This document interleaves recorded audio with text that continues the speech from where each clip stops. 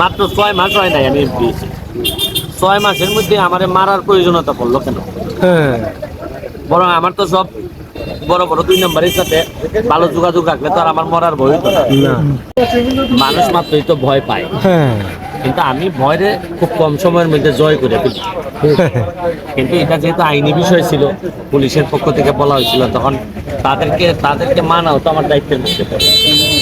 আর বিষয়টা তো এরকম না। আর আমিও টানা অনেকদিন আসছি, এসে টায়ার্ড ছিলাম। ভাবলাম যে একটা পুরা ব্যাপারটা ওরা ফাইন্ড আউট করুক। এখনো তো আমার কাছে মনে হচ্ছে পুরা ফাইন্ড আউট হয় নাই, হইলে পরে হয়তো আরো ইজি হবে। কারণ তোমরা একটা যে বুঝো না কেন যে মাত্র 6 মাস হয় নাই আমি এমপি হয়েছি। 6 মাসের মধ্যে আমার মারার প্রয়োজনীয়তা পড়লো কেন?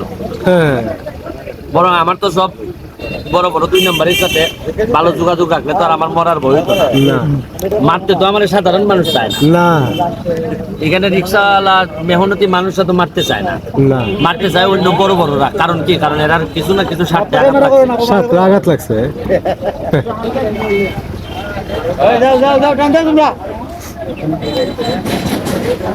দান্দের ওপর দাম লাগাইলি ভাই, লাগছি নি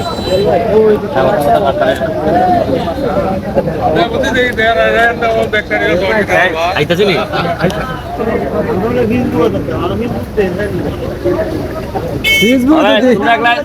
সার বিলটা দিয়ে ইয়ে নাইলে মানে এমপি বাংলা হাওয়াই খেলেছে।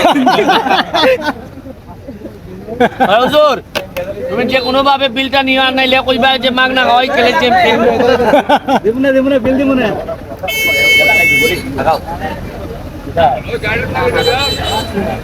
আর গাড়ি লাগা দেবো গাড়ি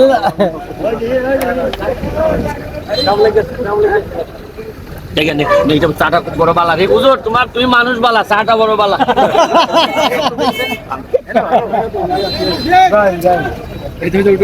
বালা